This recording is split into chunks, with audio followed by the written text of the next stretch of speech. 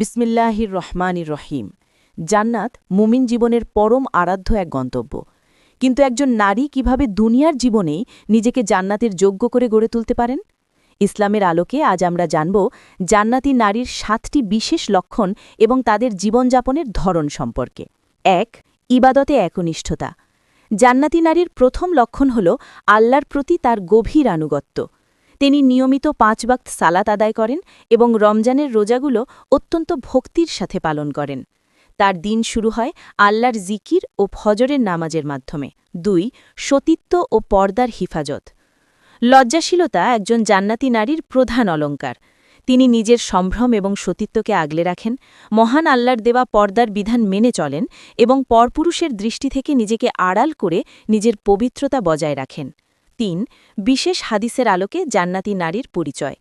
রাসূলুল্লাহ সাল্লাল্লাহু আলাইহি ওয়াসাল্লাম জান্নাতি নারীদের এক বিশেষ ও অনন্য গুণের কথা বর্ণনা করেছেন। তিনি বলেছেন, তোমাদের জান্নাতি নারীদের কথা কি আমি তোমাদের বলবো না? তারা হল প্রেমময়ী, অধিক সন্তান প্রসবকারিণী এবং স্বামীর প্রতি বারবার প্রত্যাবর্তনকারিণী।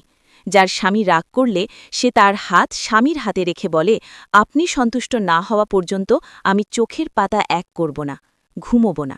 তাবরানী। ৪. স্বামীর প্রতি আনুগত্য ও ভালোবাসা। একজন জান্নাতি নারী তার স্বামীর বৈধ আদেশগুলো খুশি মনে পালন করেন। হাদিসে এসেছে, যে নারী এমন অবস্থায় মারা যান যে তার স্বামী তার ওপর সন্তুষ্ট, তিনি জান্নাতি। তিনি তার ঘরকে প্রশান্তির নীড় হিসাবে গড়ে তোলেন। ৫. মিষ্টিভাষী ও গীবতমুক্ত জীবন। জান্নাতি নারীরা কখনো কটু কথা বা গীবত করে অন্যের মনে কষ্ট দেন না। তাদের জিহ্বা থাকে আল্লাহর জিকিরে সিক্ত এবং কথা হয় নম্র। তারা সবসময় ঝগড়া বিবাদ এড়িয়ে চলেন এবং সত্যের পথে থাকেন। ৬.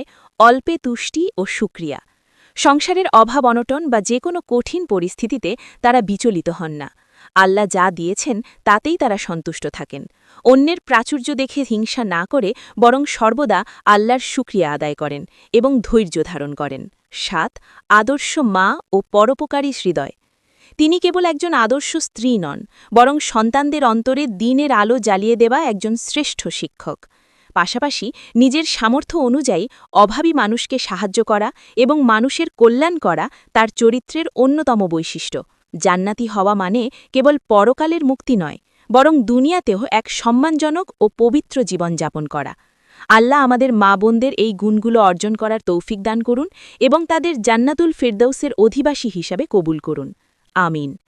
ভিডিওটি যদি আপনার ভালো লাগে তাহলে একটি লাইক দিন এবং শেয়ার করে অন্যদেরও জানার সুযোগ করে দিন। এমন আরও ইসলামিক জ্ঞানমূলক ভিডিও পেতে আমাদের চ্যানেলটি সাবস্ক্রাইব করতে ভুলবেন না। আল্লাহ আমাদের সবাইকে জান্নাতি মানুষের অন্তর্ভুক্ত হওয়ার তৌফিক দান করুন। সবাই ভালো থাকবেন। আসসালামু আলাইকুম ওয়া রাহমাতুল্লাহ।